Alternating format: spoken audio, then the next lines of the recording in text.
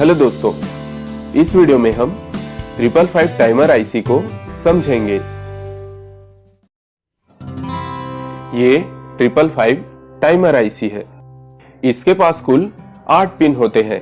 Cut mark के दाएं तरफ का पहला पिन 1 है, फिर 2, 3, 4, चौथे पिन के सामने 5वां, 6वां, 7वां, 8वां।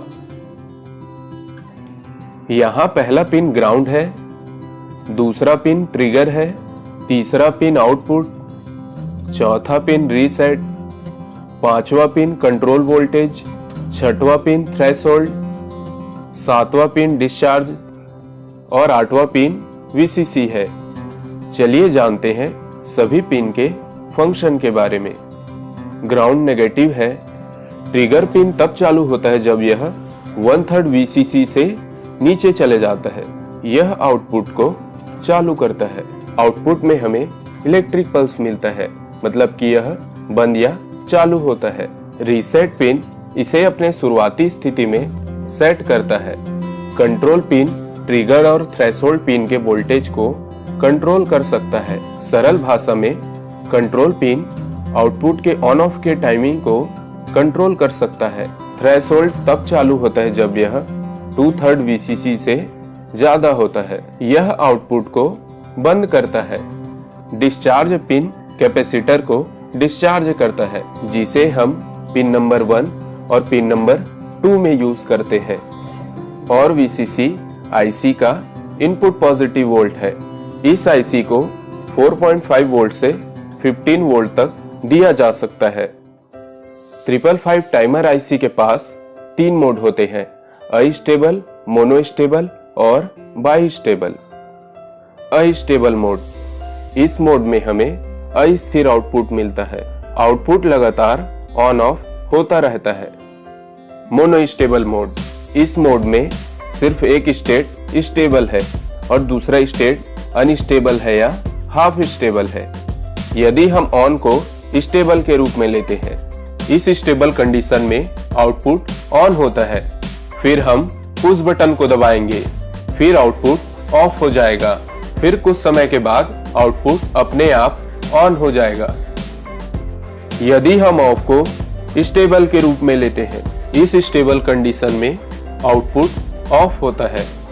फिर हम पुश बटन दबाएंगे, फिर आउटपुट ऑन हो जाएगा। फिर कुछ समय के बाद यह अपने आप बंद हो जाएगा। बाइस्टेबल मोड, इस मोड में दोनों स्टेट स्टेबल होता है। यदि हम आउटपुट को ऑन करना चाहते हैं तब हम ऑन बटन को दबाएंगे। यदि हम आउटपुट को ऑफ करना चाहते हैं तब हम ऑफ बटन दबाएंगे। लेकिन हम सिर्फ अस्टेबल मोड के बारे में जानेंगे, क्योंकि हम इसके द्वारा चेसर बनाएंगे। चलिए हम अस्टेबल मोड की वायरिंग देखते हैं।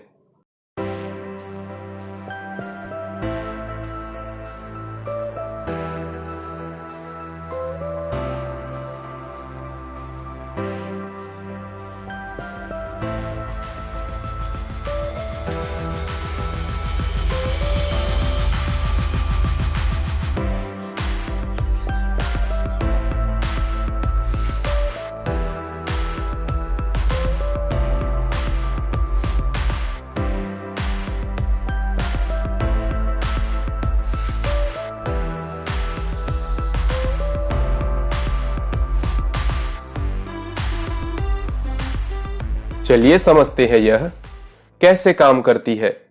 पहले हम 8वें पिन को पॉजिटिव 5 वोल्ट देंगे और पहले पिन को नेगेटिव वोल्ट देंगे। फिर करंट आईसी में बहना शुरू होगा। इसके बाद सारे फंक्शन काम करना शुरू करेंगे। अभी पिन नंबर 3 का आउटपुट ऑन है। करंट कैपेसिटर को चार्जिंग करना शुरू करेगा। जब कैपेसिटर पॉजिटिव वोल्ट का 2/3 चार्ज हो जाता है, 5 वोल्ट का 2/3 मतलब कि 3.3 वोल्ट। जब कैपेसिटर 3.3 वोल्ट से ज्यादा चार्ज हो जाता है, फिर आउटपुट बंद हो जाता है। फिर पिन नंबर 7 एक्टिवेट हो जाता है और यह कैपेसिटर को डिस्चार्ज करने लगता है। फिर कैपेसिटर डिस्चार्ज होता है और पॉजिटिव वोल्ट के 1/3 से नीचे चले जाता है। 5 वोल्ट का 1/3 1.7 वोल्ट। जब कैपेसिटर डिस्चार्ज होकर 1.7 वोल्ट से नीचे चला जाता है फिर आउटपुट चालू हो जाता है। यदि आउटपुट में करंट नहीं बह रहा है मतलब वह 0 है, और यदि आउटपुट में करंट बह रहा है मतलब कि वह 1 है। पूरा सिस्टम कैपेसिटर का है। यदि कैपेसिटर 2/3 VCC से ज्यादा चार्ज हो जाता है तब हमें आउटपुट ऑफ मिलेगा, और यदि कैपेसिटर डिस्चार्ज होकर 1/3 VCC से कम हो जाता है तब हमें आउटपुट ऑन मिलेगा। पिन नंबर 6 से पिन नंबर 7 में हम प्रीसेट यूज किए हैं। प्रीसेट वोल्टेज को कंट्रोल करता है। इसमें यह कैपेसिटर के चार्जिंग को कंट्रोल करता है।